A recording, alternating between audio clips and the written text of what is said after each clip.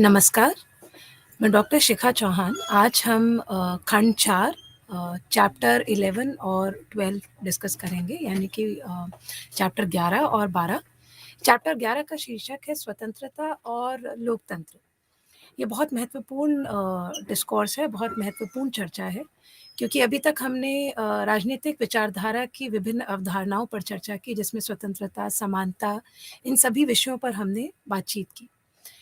आपने एक शब्द सुना होगा सेंसर या सेंसरशिप, या आपने सुना होगा कि सेंसर बोर्ड ऑफ इंडिया ने फ़िल्म के कई भागों को सेंसर किया, या कई बार हम गाने सुनते हैं तो उसमें बीप शब्द का इस्तेमाल किया जाता है, क्योंकि कुछ आपत्तिजनक शब्द हो सकते हैं या ऐसे शब्द जो सामाजिक सौहार्द को प्रभावित करेंगे, हम उन शब्दों को सार्वजनिक रूप से आने नहीं देते। सेंसर करने का अर्थ है स्वतंत्रता पर कुछ लगाम लगाना या कुछ लिमिट वहाँ लगाना राज्य के द्वारा।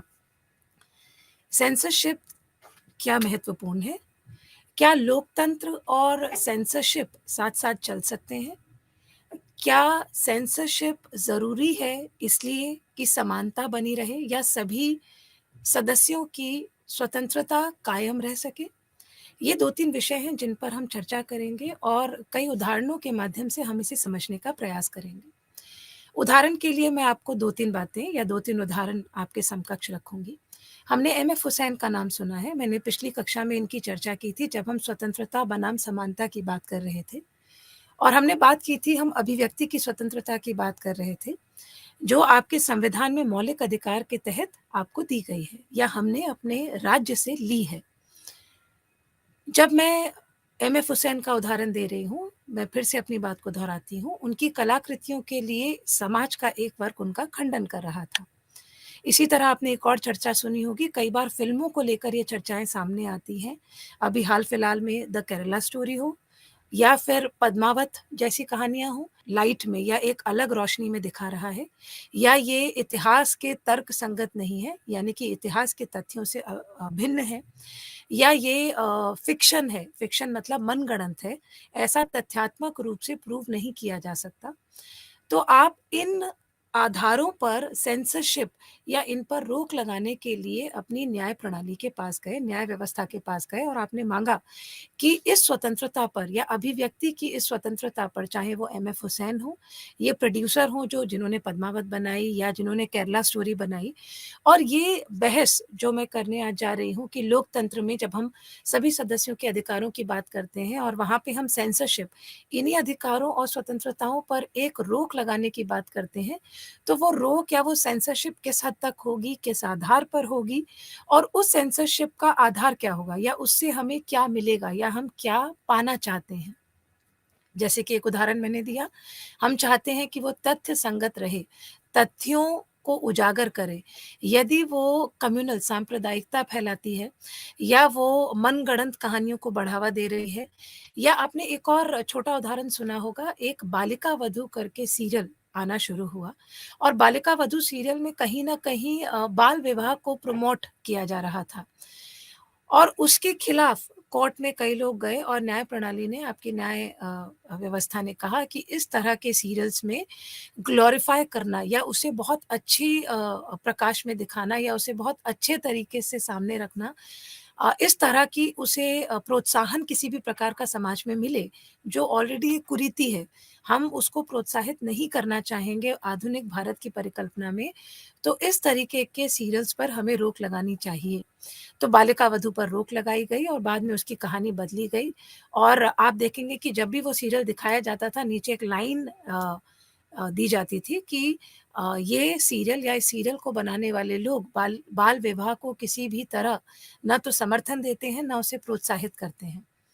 बहरहाल, इसी प्रकार मैंने आपको एक और उदाहरण दिया था जब हम जेएस मिल की बात कर रहे थे, और जेएस मिल की बात मैं दोबारा यहाँ इसलिए कर रही हूँ क्योंकि जब हम स्वतंत्रता बनाम सेंसरशिप की बात करते हैं, तो स्वतंत्रता और व्यक्तिगत और सामूहिक स्वतंत्रताओं पर कहाँ लिमिट लगाई जाए या कहाँ पर रोक लगाई जाए, ये एक बहुत पुराना मुद्दा है जिस पर जेएस मिल ने बड़ी इंटरेस्टिंग बातें, बड़ी रुचिप्रद बातें कही हैं। जैसे कि जेएस मिल कहते हैं कि जब हम स्वतंत्रता की बात करते हैं तो 2 तरीके के एक्शन्स होते हैं या 2 तरह की क्रियाएँ हैं।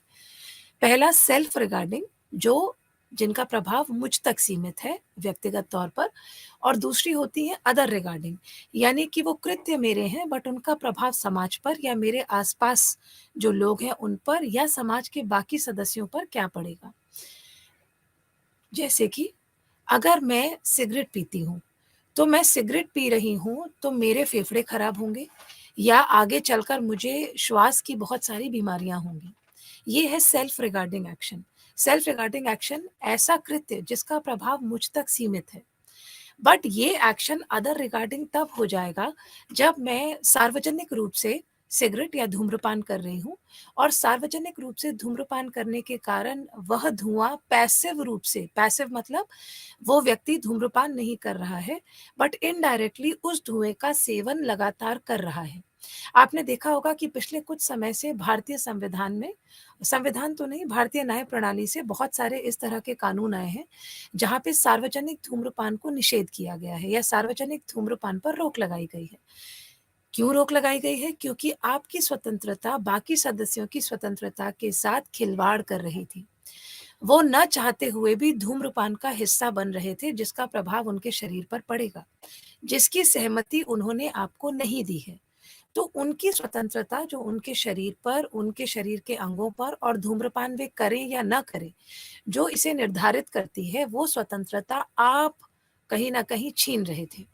तो इसीलिए आपकी स्वतंत्रता पर रोक लगाई गई जिसको हम कहते हैं सेंसरशिप। तो जब जेएस मिल ने सेल्फ रिगार्डिंग और अदर रिगार्डिंग एक्शंस की बात की, वहाँ पे जेएस मिल स्वतंत्रता की बात राज्य के संदर्भ में कर रहे थे कि राज्य रोक कहाँ तक लगाएगा और कौन से कृत्य हैं जहाँ पर राज्य का रोक लगाना मान्य होगा और लोकतंत्र के समकक्ष होगा। लोकतंत्र अर्थात जिसमें सभी की सामान्य इच्छा छिपी हो, जिसमें सभी की इच्छा के अनुरूप राज्य कार्य करता हो, जिसमें राज्य सभी के उत्थान पर केंद्रित हो, जिसमें राज्य के लिए सभी सदस्य समान हों, राइट? तो जब हम अदर रिगार्डिंग और सेल्फ रिगार्डिंग एक्शंस की बात करते हैं, मैंने एक और उदाहरण आपको दिया था जिसे मैं यहाँ दोहरा रही हूँ।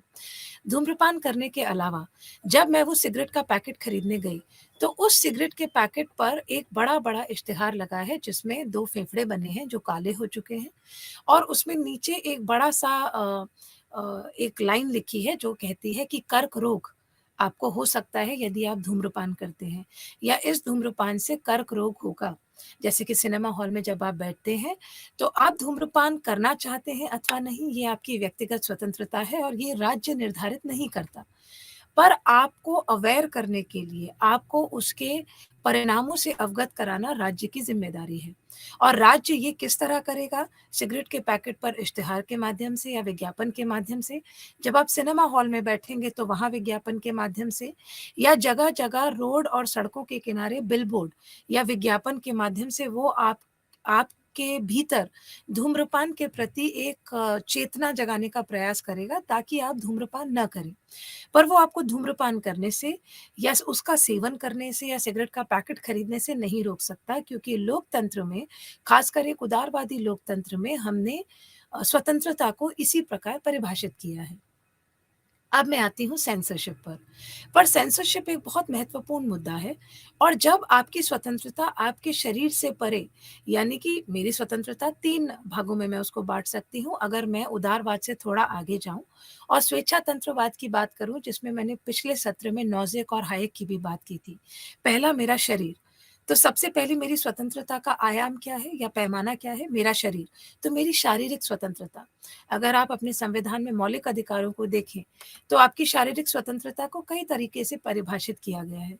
जैसे कि right to freedom of speech and expression, अभिव्यक्ति और वाक की स्वतंत्रता। आप क्या बात करना चाहते हैं, कहाँ करना चाहते हैं, किस प्रकार कहना चाहते हैं, इसके लिए आप स्वतंत्र हैं। इसी प्रकार आप पूरे देश में कहीं भी जाकर सेटल हो सकते हैं, कहीं भी अपना घर बना सकते हैं। आप किसी भी व्यवसाय को अपना सकते हैं। आप कहाँ रहना चाहते हैं, कैसे रहना चाहते हैं, ये तय करने के लिए भी स्वतंत्र हैं। तो ये व्यक्तिगत स्वतंत्रताएँ हैं। पर क्या हमारे मौलिक अधिकार या मौलिक स्वतंत्रताएँ संपूर्ण हैं या एब्सोल्यूट हैं? क्या उन पर कभी कोई रोक नहीं लगाई जाएगी? क्योंकि हो सकता है मेरी अभिव्यक्ति की स्वतंत्रता किसी और के लिए हिंसा का कार्य करती हो। जब मैं घर में चीख रही हूँ या जब मैं सड़क पर चीख रही हूँ या जब मैं किसी से लड़ाई कर रही हूँ या जब मैं किसी का चरित्र हनन कर रही हूँ या जब मैं किसी को गाली-गलौच कर रही हूँ, तो उस समय मेरी अभिव्यक्ति की स्वतंत्रता उस व्यक्ति की स्वतंत्रता के साथ खिलवाड़ कर रही है। जैसे कि एक बड़ा महत्वपूर्ण आर्टिकल आपके संविधान में है, जिसे हम कहते हैं आर्टिकल 17। आर्टिकल 17 है छुआ-छूत के विरुद्ध जो मौलिक स्वतंत्रता हम सभी को भारतीय राज्य से मिली है।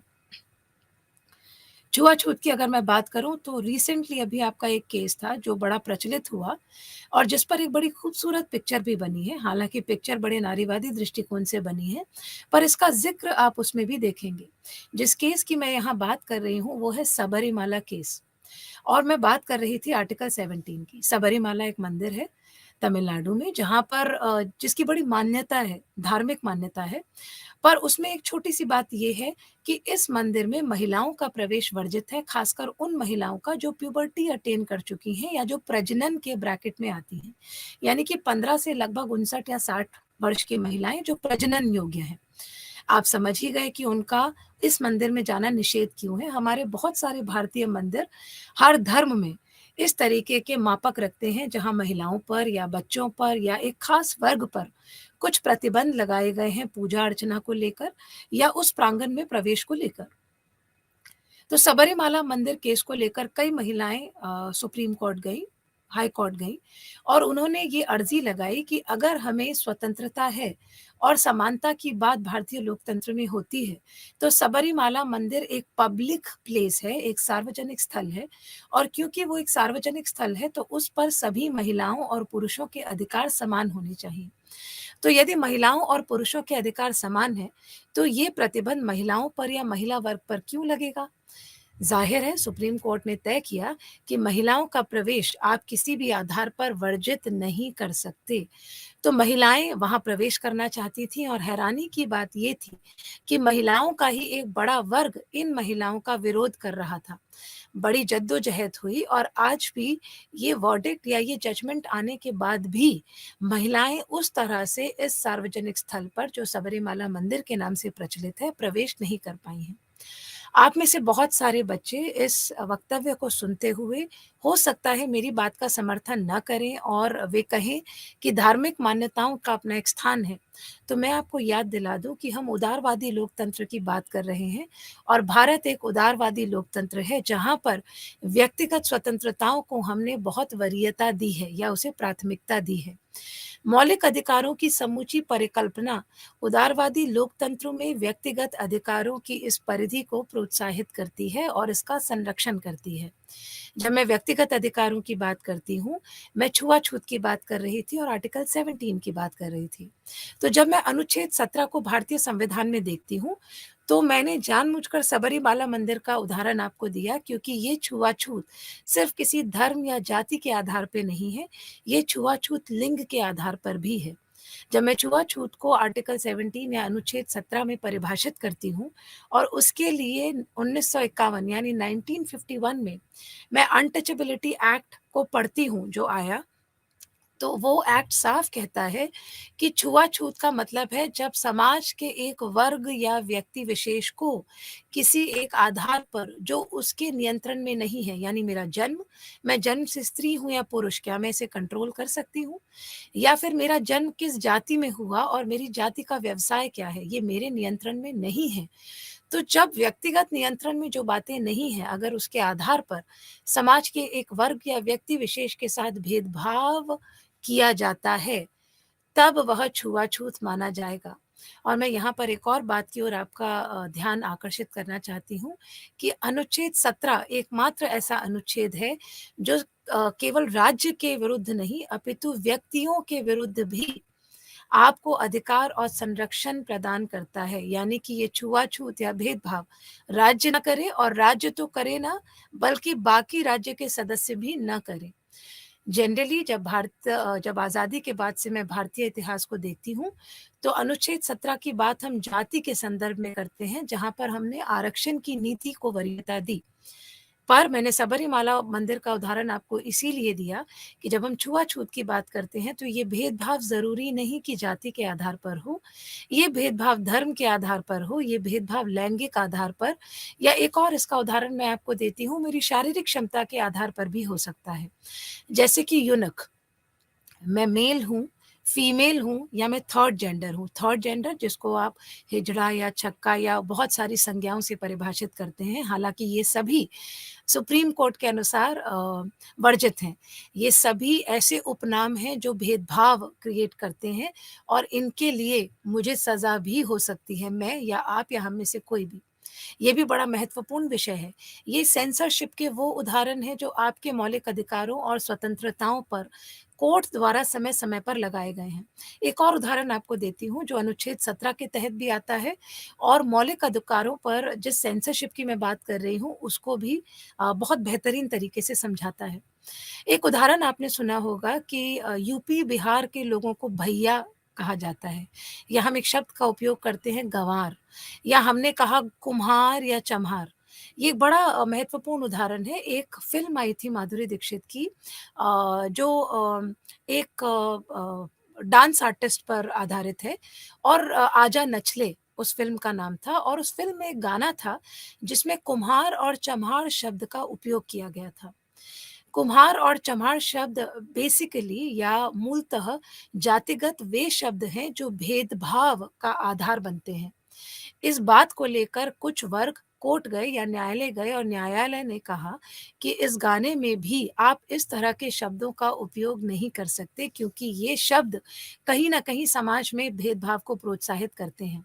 साथ ही साथ कोर्ट एक कदम और आगे गया और अगले एक जजमेंट में कोर्ट ने कहा कि आप चिंकी शब्द का प्रयोग भी नहीं करेंगे क्योंकि जब हम चिंकी शब्द का प्रयोग करते हैं तो चिंकी शब्द मूलतः नॉर्थ ईस्ट या उत्तर-पूर्वी राज्यों से आने वाली उन लड़कियों के लिए इस्तेमाल किया जा रहा था, जिनकी एक अलग शारीरिक संरचना थी, जिसमें आँखें थोड़ी भिन्न थी, शारीरिक संरचना अलग थी और वो व्यावसायिक तौर पर हॉस्पिटैलिटी इंडस्ट्री या वो इंडस्ट्री जो अतिथि सत्कार में लिप्त है, यानी कि रेस्टोरेंट्स आपके रेस्तराँ, आपके होटल या आपके रिसेप्शन इस तरह के व्यवसायों में ज़्यादातर लिप्त पाई जाती है, बट चिंकी शब्द के आधार पर इनका शोषण भी किया जाता है या एक तरीके की भेदभाव की एक धारा है, जो समाज में इन शब्दों के माध्यम से प्रवाहित होती है।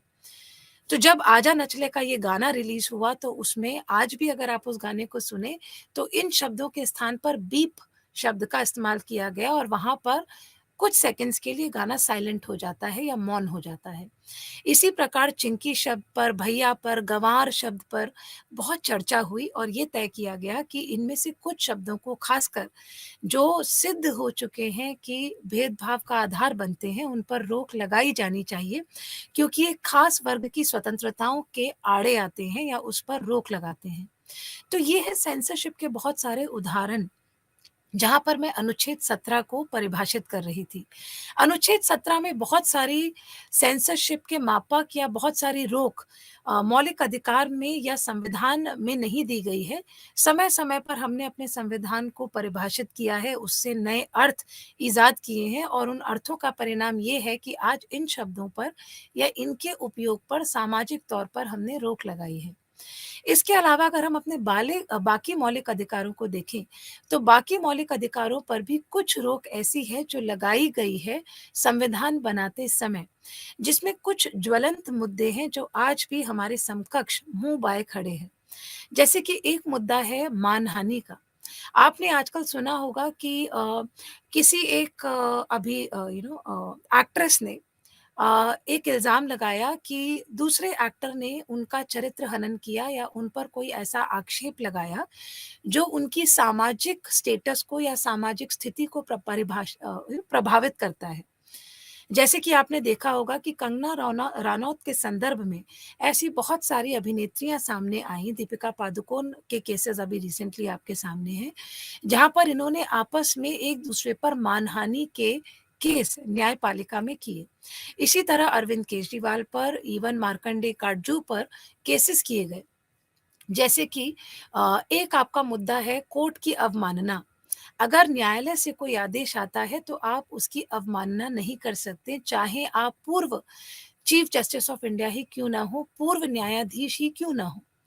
इसी प्रकार क्योंकि न्यायपालिका हमारा तीसरा पिलर है। तीसरा पिलर यानी कि विधायिका, लेजिस्लेचर, एग्ज़ीक्यूटिव, विधायिका, फिर आपकी एग्ज़ीक्यूटिव एंड तीसरी न्यायपालिका।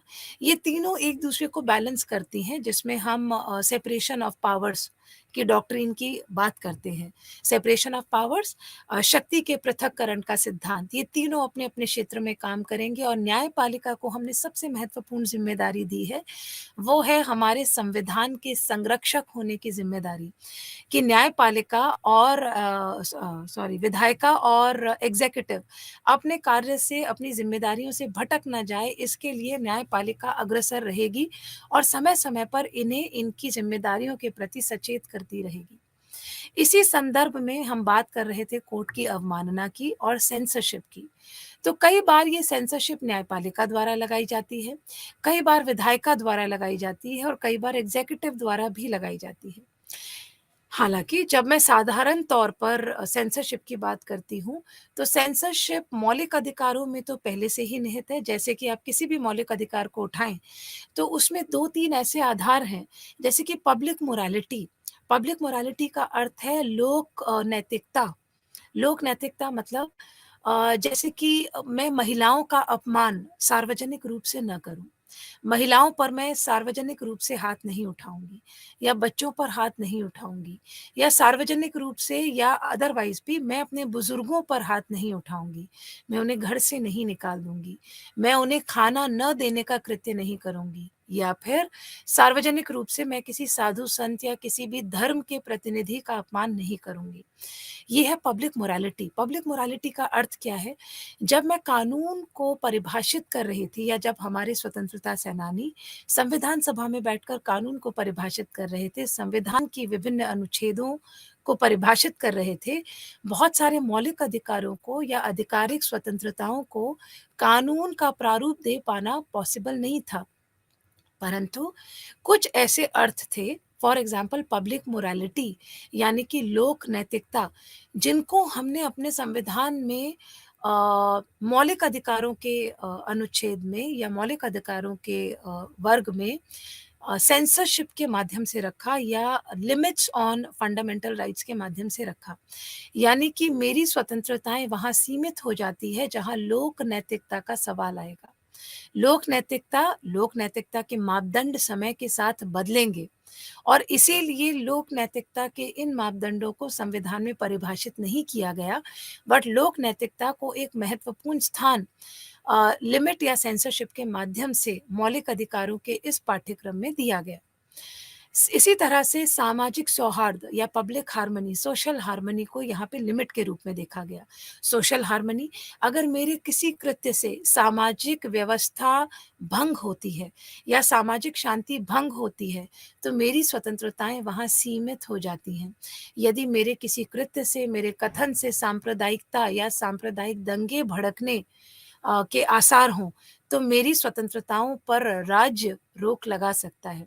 यदि मेरे आवागमन से या मेरे कृत्यों से किसी एक वर्ग या किसी एक भूभाग में किसी भी प्रकार से शांति भंग होती है या न्याय व्यवस्था भंग होती है, तो मेरे आवागमन पर भी रोक लगाई जा सकती है। जैसे कि आपने देखा होगा कश्मीर में या कई बार जहाँ पर महत्वपूर्ण राजनैतिक क्रियाएँ होनी हैं, वहाँ ऐसे वर्ग जैसे कि जी20 का सम्मेलन होना है या इलेक्शंस होने हैं या वहाँ पर जब धारा 370 हटाई जा रही थी और कश्मीर में बहुत सारे अलगाववादी नेताओं को हाउस अरेस्ट पे रखा गया।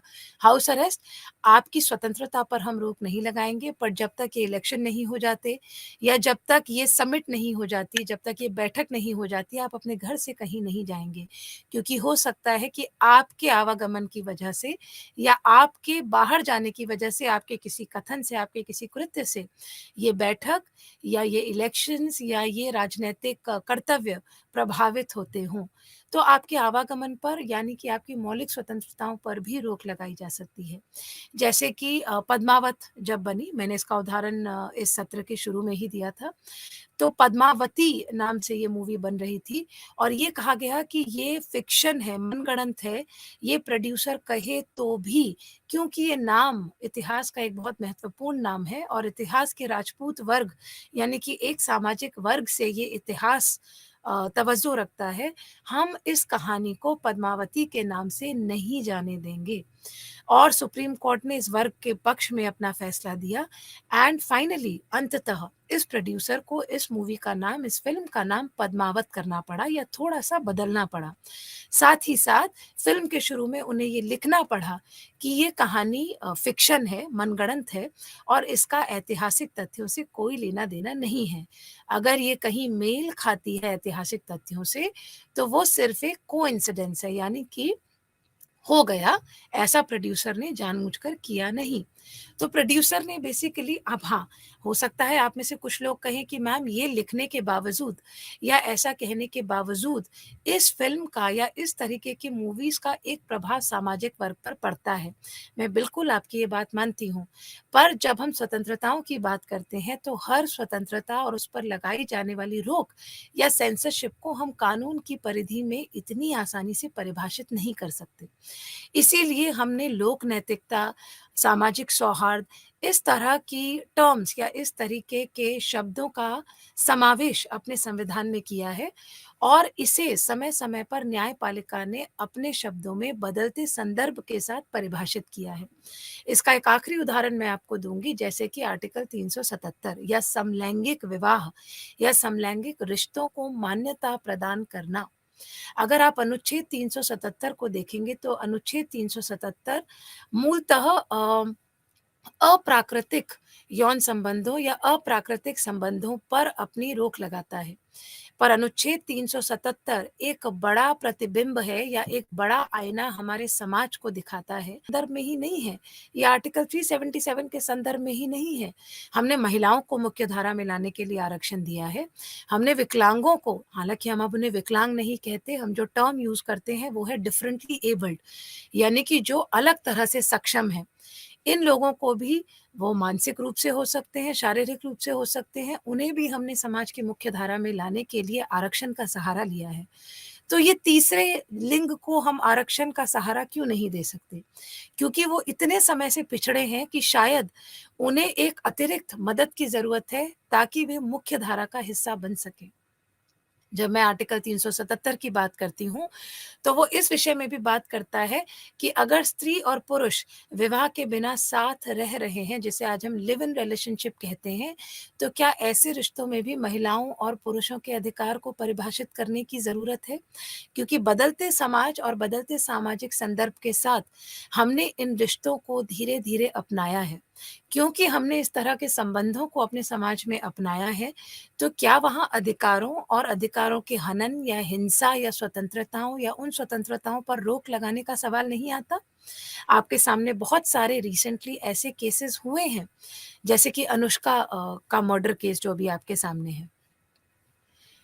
लिव इन रिलेशनशिप यानी कि जिन्हें आपने कहा कि हम साथ में रह रहे थे बिना विवाह के बट हम विवाह करना चाहते थे और उसमें अगर एक व्यक्ति पीछे हट जाता है या दूसरे व्यक्ति की स्वतंत्रताओं या अधिकारों का हनन करता है, तो क्या इस तरह के केसेस में या इस तरीके की समस्याओं में हमारी न्यायपालिका की कोई भूमिका नहीं होगी? या इस समय क्या राज्य इस बात को नज़रअंदाज कर देगा और पारंपरिक रूप से संविधान की नीतियों या उसके अनुच्छेदों या कानूनों का पालन करेगा या कानूनों को बदलते संदर्भ के साथ पुनः परिभाषित करेगा। तो ये है सेंसरशिप। सेंसरशिप का अर्थ, सेंसरशिप के आयाम, सेंसरशिप कितनी तर्कसंगत है, ये बदलते संदर्भ के साथ बदलता है और उसे बदलने की ज़रूरत भी है। सेंसरशिप बड़ा जटिल मुद्दा है। सेंसरशिप स्वतंत्रताओं से सीधा-सीधा जुड़ा है और इसीलिए किसी भी लोकतांत्रिक समाज में ये भेदभाव का आधार भी हो सकता है और भेदभाव को मिटाने का एक बहुत महत्वपूर्ण तरीका भी हो सकता है। ये समाज और समाज के सदस्यों को तय करना है कि वो सेंसरशिप या ये जो लिमिट है स्वतंत्रताओं पर, इसे किस प्रकार परिभाषित करेगा और यहाँ न्यायपालिकाएँ एक बहुत महत्वपूर्ण भूमिका लगातार निभा रही हैं। मैं सेंसरशिप पे जो हमारा 12वां पार्ट था उसे यहीं रोकूँगी और मैं आगे मूव करूँगी जिसमें हम बात कर रहे हैं आर्थिक विकास और लोकतंत्र की जो है हमारा पार्ट 11 खंड 4 का 11वां अध्याय। पहले मैंने सेंसरशिप की बात इसलिए की क्योंकि हम स्वतंत्रता और समानता की अवधारणाओं पर चर्चा कर रहे थे और ये प्राकृतिक रूप से फ्लो बन रहा था कि मैं सेंसरशिप की बात आपसे करूँ। एक बहुत महत्वपूर्ण मुद्दा है कि हम आर्थिक विकास को कैसे परिभाषित करते हैं, विकास की क्या परिभाषाएँ हैं और लोकतंत्र में विकास को कैसे परिभाषित किया जाए या कैसे मापा जाए। जब मैं स्वतंत्रता और समानता की बात कर रही थी, तो कुछ हद तक मैंने इस पर चर्चा आपसे की थी। जब मैं अमर्त्य सेन की बात आपसे कर रही थी या मैंने भूटान में खुशी को या व्यक्तिगत संतुष्टि को पैमाना माना है स्वतंत्रता और विकास का। मैंने आपसे पहले भी ये चर्चा की है कि विकास को परिभाषित करना अपने आप में एक बड़ी जटिल प्रक्रिया रही है और समय-समय पर विकास और आर्थिक विकास या मानवीय विकास को अलग-अलग तरह से परिभाषित किया गया है। जैसे कि विकास की सबसे जो पारंपरिक परिभाषा है वो आर्थिक रूप से है या आर्थिक है, जिसमें हमने ये माना कि 1 वर्ष में कितना उत्पादन एक देश करता है। उत्पादन वस्तुओं का और उत्पादन सर्विसेज़ का या सुविधाओं का। तो कितना उत्पादन एक राज्य 1 साल में करता है, उसके आधार पर हम ये तय करते आए हैं कि वह कितना विकसित है आर्थिक रूप से। यानी कि एक देश की अंतर्राष्ट्रीय ट्रेड व्यवस्था में या अंतर्राष्ट्रीय बाज़ार में एक देश का कितना आर्थिक योगदान है, ये कहीं न कहीं ये तय करता है कि आर्थिक विकास की उसकी दर क्या होगी या वह आर्थिक रूप से कितना विकसित है। ये बड़ा महत्वपूर्ण पैराडाइम है या बड़ी महत्वपूर्ण बहस है, खासकर अंतर्राष्ट्रीय राजनीति को जब मैं देखूँ और इसमें कुछ ऐसे अंतर्राष्ट्रीय संस्थान हैं जिन्हें हमने अग्रणी भूमिका या महत्वपूर्ण भूमिकाएँ इस संदर्भ में प्रदान की हैं। जैसे कि वर्ल्ड बैंक, विश्व बैंक या इंटरनेशनल मॉनेटरी फंड यानी कि जो ये तय करते हैं कि किस देश का विकास का पैमाना और दर क्या होगी। ये वो वैश्विक संस्थाएँ हैं जो ये तय करती हैं कि कौन से देश हैं जिन्हें हम विकसित कहेंगे, कौन से देश हैं जिन्हें हम विकासशील कहेंगे और ऐसे कौन से देश हैं जिन्हें हम अविकसित देशों की श्रेणी में रखेंगे। जब मैं आर्थिक विकास की इस परिभाषा को देखती हूँ, जो उत्पादन पर आधारित है, ये परिभाषा लगभग 1991 यानी कि 1991 तक बहुत प्रचलित रही, आज भी बहुत प्रचलित है। जैसे कि जब आप अपने बजट सत्र से पहले इकोनॉमिक सर्वे या आर्थिक परीक्षण की रिपोर्ट को देखते हैं और अगर आप ध्यान से उस रिपोर्ट को पढ़ें तो उस रिपोर्ट में ज़्यादातर जो आपके पार्ट हैं, जो ज़्यादातर चैप्टर्स हैं, वो आपके विभिन्न सेक्टर्स की बात करेंगे, विभिन्न इंडस्ट्रीज़ की बात करेंगे और वो ये बताते हैं कि एक क्वार्टाइल क्वार्टाइल मतलब अगर मैं अपने साल को 4 भागों में विभाजित करूँ, यानी 3 महीने का 1 क्वार्टर हुआ। तो हर क्वार्टर में कितनी विकास दर रही, कितना उत्पादन देश में हुआ, कौन-सी नई इंडस्ट्रीज़ थी जिनको स्थापित किया गया, व्यावसायिक तौर पर देश कितना अग्रणी रहा, हमने कितना आयात और निर्यात किया, हमने कितना अंतर्राष्ट्रीय बाज़ार में अपने हिस्से को या अपनी भागीदारी को बढ़ाया, किस देश से हमारा व्यावसायिक दर या हमारा ट्रेड कितना रहा, ये सारी बातें आपके इस इकोनॉमिक सर्वे का हिस्सा बनती हैं। यानी कि समूचे आर्थिक मापदंड जिसे हम कहते हैं नेशनल इनकम या ग्रॉस डोमेस्टिक प्रोडक्ट, आर्थिक आय यानी कि राष्ट्रीय आय हमारी कितनी है। और इस राष्ट्रीय आय के आधार पर हम ये भी तय करते हैं कि प्रति व्यक्ति आय क्या होगी। बड़ा आसान है इसे निकालना। हमने राष्ट्रीय आय को हमारी टोटल पॉपुलेशन यानी संख्या से विभाजित कर दिया और उसको डिवाइड करके या विभाजित करके जो प्रति व्यक्ति आय आई, वो बहुत कम हो गई। क्यों? क्योंकि हमारे पास जनसंख्या बहुत ज़्यादा है। हमारी राष्ट्रीय आय को जब हम इस बड़ी जनसंख्या से डिवाइड करते हैं या भाग करते हैं, तो जो हिस्सा प्रति व्यक्ति आय का आता है वो बहुत कम है, क्योंकि ये औसत है। एवरेज या औसत हमें यहाँ पर थोड़ा-सा भ्रमित करती है, क्योंकि हो सकता है प्रति व्यक्ति आय कुछ हज़ार रुपए हो, बट हम जानते हैं कि ऐसे भी लोग हमारे देश में हैं जिनकी आय मात्र 4,000 रुपए या हो सकता है 2,000 रुपए महीना हो, ना कि 10,000 रुपए या 6,000 रुपए जो प्रति व्यक्ति आय में आ रहा है। या रिलायंस या अडानी जो बहुत ज़्यादा कमा रहे हैं, या इस तरीके के व्यवसायी टाटाज़ जो बहुत ज़्यादा कमा रहे हैं, उनमें और बाकी व्यक्तियों में ज़्यादातर लोग जो गरीबी रेखा से भी नीचे हैं, उनमें अंतर बहुत ज़्यादा है। और जब हम औसतन फिगर्स को देखते हैं, तो वो इस अंतर को नज़रअंदाज कर जाती हैं, क्योंकि वो औसत की बात कर रही हैं या वो एवरेज की बात कर रही हैं। जब मैं आर्थिक मापदंडों पे विकास को परिभाषित करती हूँ, तो मेरी ज़्यादातर फ़िगर्स मुझे यथार्थ से बहुत दूर ले जाती हैं, या मेरे ज़्यादातर आँकड़े मुझे यथार्थ से बहुत दूर ले जाते हैं, क्योंकि ये आँकड़े औसतन या औसतन आँकड़ों पर आधारित हैं। और औसत हमारे इस अंतर को या एक्सट्रीम्स जो बहुत ज़्यादा या बहुत कम है, उसको नज़रअंदाज करता है। औसतन एक एवरेज फ़िगर, एक औसत आँकड़े की तरफ हमें लेकर जाता है, जिसमें बहुत कम लोग फिट होते हैं, या हो सकता है ज़्यादातर जनसंख्या फिट होती हो, बट फिर भी बहुत सारी जनसंख्या छूट जाती है। ये उस मछली के जाल की तरह है जहाँ पर कुछ मछलियाँ पकड़ी जाती हैं, पर ज़्यादातर मछलियाँ समुद्र में उस जाल की पहुँच से परे हैं। यानी कि आर्थिक विकास को जब हम लोकतंत्र में परिभाषित करते हैं, तो वो मेरी स्वतंत्रताओं और मेरी समानता दोनों को परिभाषित करता है। मैं इसका एक उदाहरण आपको देती हूँ। हो सकता है कि मैं, क्योंकि एक उदारवादी लोकतंत्र की सदस्य हूँ, मैं स्वतंत्र हूँ कोई भी निर्णय लेने के लिए, मैं स्वतंत्र हूँ आईएएस ऑफ़िसर बनने के लिए, मैं स्वतंत्र हूँ अपना स्टार्टअप लगाने के लिए, मैं स्वतंत्र हूँ किसी भी नए व्यवसाय की शुरुआत करने के लिए। पर इन सभी के लिए मेरा शैक्षणिक स्तर उतना होना चाहिए। पर जब मैं पढ़ने के लिए जाती हूँ, तो मेरे पास विकल्प बचता है सरकारी स्कूल, क्योंकि प्राइवेट स्कूल या निजी स्कूल बहुत महँगे हैं, जहाँ पर शायद शिक्षा का स्तर मुझे मेरी अपेक्षाओं और मेरे सपनों तक लेकर जाएगा। जब मैं उस सरकारी स्कूल या केंद्रीय विद्यालय से पढ़कर आगे बढ़ती हूँ, तो फिर मेरा शैक्षणिक स्तर या मेरी अपेक्षाएँ माँग करती हैं कि मैं एक अच्छे एमबीए स्कूल में जाऊँ। पर वो एमबीए स्कूल, अगर मैं आईआईटी की भी बात करूँ, मैं आईआईएम की बात करूँ, मैं निजी संस्था, हालाँकि ये सरकारी संस्थाएँ हैं, पर इनकी फ़ीस इतनी ज़्यादा है कि ऐसे भी उदाहरण हमारे सामने हैं, जहाँ पर बच्चे आईआईटी और मेडिकल या नीट जैसी परीक्षाएँ उत्तीर्ण करने के बावजूद उसकी फ़ीस जुटा पाने में सक्षम नहीं होते।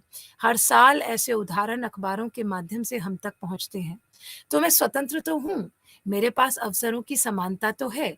जब हम लोकतंत्र पर बात कर रहे थे, मैंने आपसे प्रोसीजरल और सब्सटैंटिव डेमोक्रेसी की बात की थी। मैं डेलिबरेटिव डेमोक्रेसी की बात कर रही थी। तो प्रक्रियात्मक लोकतंत्र तो है, औपचारिक लोकतंत्र तो है, मेरे सामने स्वतंत्रता तो है, पर इन अवसरों को मैं भुना नहीं सकती, क्योंकि आर्थिक रूप से मैं उस अवसर तक या उस सुअवसर तक पहुँच पाने में असमर्थ हूँ। मेरी स्वतंत्रता यहाँ आकर गौण हो जाती है या छोटी पड़ जाती है।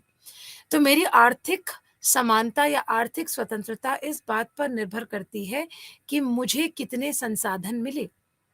यहाँ पर कुछ ऐसे विचारक हैं जो बहुत महत्वपूर्ण हो जाते हैं, और यहाँ पर न्याय का एक नया आयाम हमारे समक्ष आता है, जिसे हम बोलते हैं पुनर्वितरण पर आधारित न्याय की अवधारणा, जिसमें हम रॉल्स की बात करते हैं।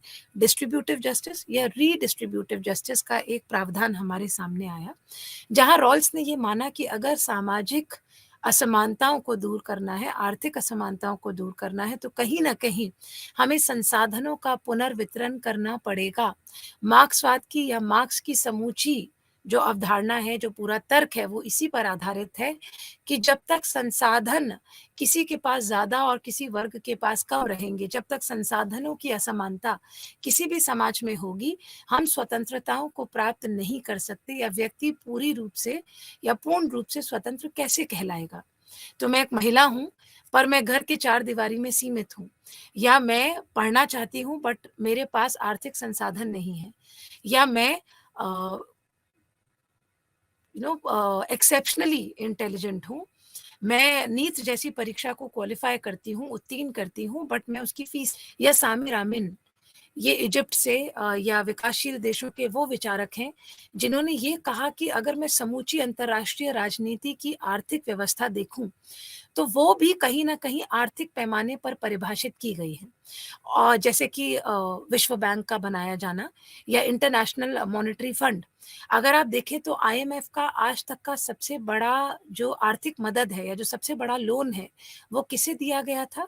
और आप जानकर हैरान होंगे कि आज तक की आईएमएफ की सबसे बड़ी मदद फ्रांस को दी गई थी द्वितीय विश्व युद्ध के बाद अपनी आधारभूत संरचना को पुनः विकसित करने हेतु। तो अगर मैं आंद्रे गुंदा फ्रैंक या सामे रामन को पढ़ूँ, तो वो कहेंगे कि जितनी आर्थिक रूप से संरचना है, जो वैश्विक स्तर पर हमने विकासशील देश कौन से हैं, विकसित देश कौन से हैं, अविकसित देश कौन से हैं, ये जो परिभाषाएँ हैं, ये भी तो पाश्चात्य देशों से हमें मिली हैं। ये पाश्चात्य देशों ने ही तो हमें अविकसित देश बनाया है या विकासशील देश की श्रेणी में रखा है। ये पाश्चात्य देशों की रणनीति है या राजनीति है जिसके तहत उन्होंने ये वर्गीकरण इज़ाद किया है और हम इस वर्गीकरण को मानते हैं। जहाँ पे हमने डॉलर को अंतर्राष्ट्रीय मुद्रा के रूप में अपनाया है। जहाँ पर हमने पाउंड को एक बहुत पावरफुल करेंसी के रूप में देखा है। अगर आप आज जाकर इनका स्रोत या इनके पीछे भी एक इंटेंशन है जहाँ पर ये विकसित पाश्चात्य देश इन अविकसित देशों को इन श्रेणियों में बांध कर रखना चाहते हैं। वे नहीं चाहते कि ये देश विकसित देशों की श्रेणी में आएँ और कहीं न कहीं अफ्रीका के गरीब होने या भारत के गरीब होने या इस तरह के विकासशील और अविकसित देशों के गरीब होने या अविकसित होने के लिए भी ये पाश्चात्य देश ही ज़िम्मेदार हैं। तो इस तरह के जो तर्क हैं, इस तरीके की जो संज्ञाएँ हैं, वो आर्थिक विकास के पैमाने को या आर्थिकी को विकास का पैमाना नहीं मानती। जैसे कि मैंने पहले भी आपको एक उदाहरण दिया था, 1991 में अमर्त्य सेन और महबूबुल हक ने एक नया एक्सपेरिमेंट किया, एक नया मॉडल, एक नया टूल इज़ाद किया, जिसके तहत उन्होंने कहा कि विकास केवल आर्थिक नहीं हो सकता या विकास को मापने के पैमाने आर्थिक नहीं हो सकते, अपितु मानवीय होने चाहिए। तो आपके देश में कितने बच्चे हैं जिन्होंने ग्रेजुएशन की, स्नातक की, कितने बच्चे हैं जिन्होंने कम से कम 12वीं तक पढ़ाई की, कितनी महिलाएँ हैं जो प्रतिनिधित्व कर रही हैं आपकी न्यायपालिकाओं में, आपकी विधायिकाओं में, कितने बच्चे हैं जो प्रजनन जो जन्म होने के बाद जो एक सेफ पीरियड है, कम से कम जो पहले 2 साल है, उस तक जीवित रह पाते हैं? या क्या कुपोषण आपके बच्चों को घेरे हुए है? तो ये सारे वो पैमाने थे जिनके आधार पर उन्होंने कॉमन डेवलपमेंट रिपोर्ट एंड आप हैरान होंगे जानकर कि जब पहली मानवीय सूचकांक की ये रिपोर्ट हमारे समक्ष आई, तो इन पैमानों ने विकास के आंकड़ों और उसके परिणामों को पूरी तरह बदल दिया था। सबसे विकसित देश अमेरिका और यूरोप न होकर वे छोटे-छोटे देश थे जिन्हें हम स्कैंडिनेवियन कंट्रीज़ के नाम से जानते हैं, स्कैंडिनेवियाई देशों के नाम से जानते हैं, जैसे कि नॉर्वे, स्वीडन, डेनमार्क। और आपको ये भी बता दें कि 1992 से लेकर आज तक ये आंकड़े बदले नहीं हैं। अमेरिका को आज हो सकता है हम सुपर पावर कहें, हम कहें कि भारत 5वां या तीसरा सबसे तेज़ी से विकसित होने वाला देश है। पर जब हम मानवीय सूचकांक पर अपने इसी विकास को फिर से मापते हैं, तो भारत, अमेरिका, पाकिस्तान, बांग्लादेश लगातार पहले, दूसरे और तीसरे नंबर पर बने हुए हैं। तो ये क्या है? धीरे-धीरे हमने विकास के पैमानों को और लोकतंत्र में विकास को, लोकतांत्रिक परिवेश में विकास के पैमानों और विकास के अर्थों को पुनः परिभाषित किया है। आर्थिक रूप से नहीं, मानवीय रूप से। और इसी में एक उदाहरण मैंने आपको भूटान का दिया था, जब मैंने कहा कि कुछ देशों ने तो ये भी कहा कि आर्थिक समृद्धि या समृद्धि किसी भी प्रकार से सूचक नहीं है विकास का, अपितु हमारे देश में या हमारे राज्य के सदस्य कितने संतुष्ट हैं अपने जीवन शैली से, अपने जीवन से, वह विकास का पैमाना होना चाहिए या वह विकास का कितने संतुष्ट हैं अपने जीवन से, ये तय करता है कि हम कितने विकसित हैं। और मैं आपको ये भी बता दूँ कि जब मैं भूटान के विषय में पढ़ती हूँ, तो उन्होंने अपनी संस्कृति को बहुत प्राथमिकता दी है, वरीयता दी है। जैसे कि भूटान में आज भी टीवी चैनल पर बहुत सारी सेंसरशिप लगाई गई है या रोक लगाई गई है। भूटानी संस्कृति का प्रोत्साहन का प्रदान की गई है। यहाँ तक कि अगर आप होकर या टूरिस्ट बनकर भूटान जाते हैं या घूमने जाते हैं, तो भी कई तरीके के प्रतिबंध, जैसे कि आप सार्वजनिक जगहों पर धूम्रपान नहीं कर सकते, अभी तो वहाँ पे धूम्रपान के की व्यवस्था ही आपको कहीं मिलेगी नहीं। या फिर वहाँ जाएँगे तो आप किस प्रकार के कपड़े धारण करेंगे, ये भी वहाँ के राज्य ने सुनिश्चित किया है, ताकि लोक नैतिकता का उल्लंघन आप ना करें। वहाँ पर किस तरह अपनी पॉपुलेशन या अपने सदस्यों को बाहर से आने वाले लोगों द्वारा संरक्षित किया जाना है, ये भी राज्य की नीतियों के माध्यम से तय किया गया है। तो ये सारे उदाहरण हैं जहाँ पर मैं आपको ये समझाने का प्रयास कर रही हूँ कि विकास और लोकतंत्र ये आपस में जुड़े हुए हैं। यहाँ पर एक जो दूसरा आयाम जिसके विषय पर हम चर्चा करेंगे, वह है भागीदारी। जब मैं राजनीतिक सिद्धांत की अवधारणाओं की बात कर रही थी और जब हम लोकतंत्र पर चर्चा कर रहे थे, तो मैंने आपसे बार-बार ये कहा था कि राजनैतिक लोकतंत्र में एक मूल प्रश्न है भागीदारी का। या जब हम नागरिकता की बात करते हैं, तो नागरिकता मूलतः आपकी भागीदारी को लोकतंत्र में सुनिश्चित करती है। आपकी भागीदारी जो आर्थिक हो, आपकी भागीदारी जो राजनैतिक हो, आपकी भागीदारी जो सामाजिक हो, और जो इस राज्य के चरित्र को परिभाषित करती हो या राज्य के चरित्र की इस परिभाषा में भूमिका निभाती हो। जब मैं इस भागीदारी की बात बात करती हूँ, तो लोकतंत्र की भी अपनी भूमिका है आर्थिक विकास को परिभाषित करने या उसकी दिशा और दशा को तय करने में। जिसका उदाहरण मैंने इकोनॉमिक सर्वे के माध्यम से आपके समक्ष रखा था।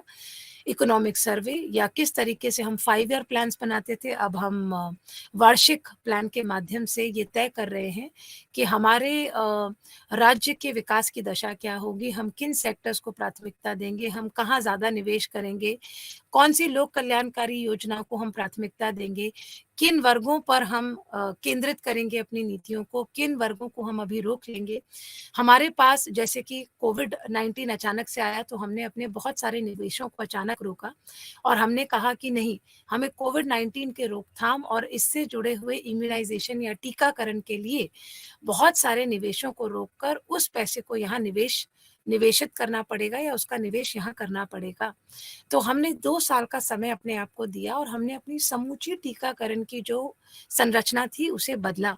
पहले हम ई-विन लेकर आए, कोविन लेकर आए और अब हम यू-विन की बात कर रहे हैं, जहाँ पे हमने मिशन इंद्रधनुष और कोविड का जो टीकाकरण था उसको मिला दिया। क्योंकि हमें ये एहसास हुआ या राज्य स्तर पर एक नीति बनाई गई कि बदलते परिवेश में कोविड जैसे संक्रमण तेज़ी से आते रहेंगे, जैसे कि हम विदेशों में या यूरोपीय देशों में खासकर देखते हैं कि हर 6 महीने पर फ्लू का एक इंजेक्शन लोग लेते हैं, जो बहुत बड़ी सामान्य बात है। इसी प्रकार कोविड एक ऐसा यथार्थ है जिसके साथ हमें शायद लंबे समय तक रहना पड़ेगा। तो राज्य ने अपनी नीतियों और अपने नीतियों के क्रियान्वयन की जितनी संस्थाएँ हैं, जितने इम्प्लीमेंटेशन मैकेनिज़म्स हैं, उनको सशक्त करते हुए इस नीति को एक प्रारूप प्रदान किया, जिसमें कोविड के टीकाकरण को हर 6 महीने पर इसके माध्यम से लोगों तक पहुँचाया जा सकेगा। क्योंकि भारत एक विकासशील देश है, लोक कल्याणकारी राज्य है, तो विकास की इस परिभाषा में हम एक बड़े वर्ग को छोड़ नहीं सकते। तो ये टीकाकरण मुफ्त होगा, ये टीकाकरण लोगों तक कैसे पहुँचेगा और कैसे सार्वभौमिक होगा, यूनिवर्सल होगा, इसे भी हमने अपनी नीतियों या राज्य की नीतियों के अंतर्गत एक प्रमुख भूमिका प्रदान की है। तो ये है विकास और विकास में लोकतंत्र की भूमिका। हाँ, इसका एक और उदाहरण मैं आपको देती हूँ जो पहले भी दिया था और इस संदर्भ में मैंने एक फ़िल्म की भी बात की थी, फ़िल्म का नाम था न्यूटन। जैसे कि मैंने आपको राजनैतिक सुअवसर दिए, आप मेरे राज्य में नागरिक हैं, पर नागरिक होने के अलावा आप अपनी राजनैतिक भूमिका या भागीदारी का निर्वहन अ, यथार्थ से या सार्थक रूप से कर पाएँ, इसके लिए मैंने आपको वोट के दिन छुट्टी का प्रावधान दिया। और तो और मैंने अपने वोटिंग का जो कार्यकाल है या जो समय काल है उसको बढ़ाया, तो सुबह 8 बजे से लेकर लगभग रात तक आप वोट कर सकते हैं। आपने एक और विषय इस विषय में सुना होगा जिसे हम कह रहे हैं बैलेट वोटिंग। हमने कहा कि हमारे बहुत सारे ऐसे अप्रवासी भारतीय हैं, जो इस समय भारत में नहीं हैं बट वे हमारे नागरिक हैं और वो कहीं न कहीं इस लोकतांत्रिक त्योहार में जहाँ वे अपनी राजनैतिक भागीदारी निभा सकते थे, उससे छूट जाते हैं क्योंकि वो उस समय अपनी अपने निर्वाचन क्षेत्र में या जहाँ उन्हें वोट देना है या मतदान करना है, वहाँ फ़िज़िकली प्रेज़ेंट नहीं है या शारीरिक रूप से वहाँ पर प्रेज़ेंट नहीं है।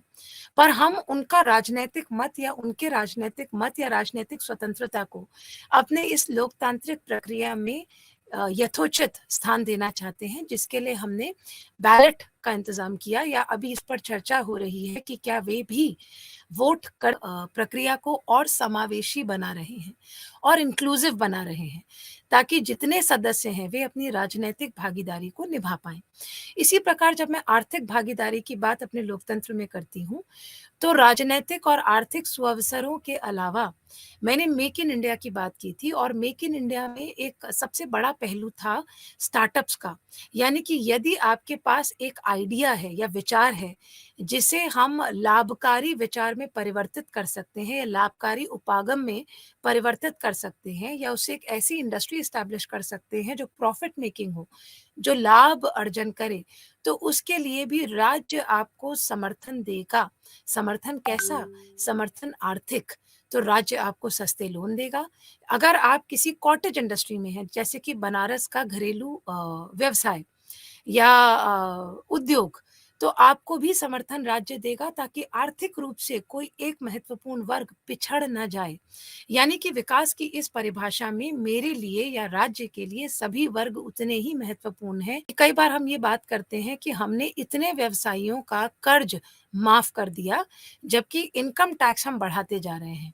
या हमने इतने बड़े व्यवसायियों के इतने सारे टैक्स को माफ कर दिया या उसमें रियायत राज्य ने प्रदान की, जबकि बहुत सारे लोगों पर इनकम टैक्स बढ़ाया गया। राइट?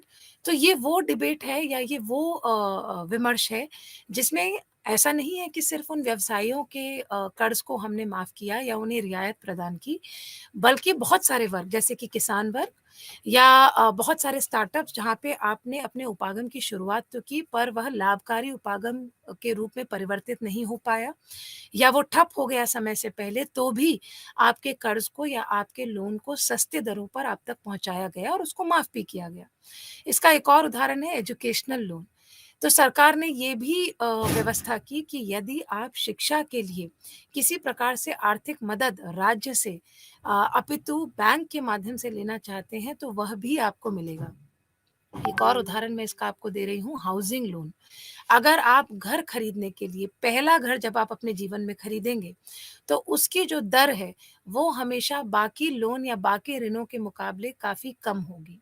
ये है आर्थिक मदद, हम इसे मदद नहीं कहेंगे।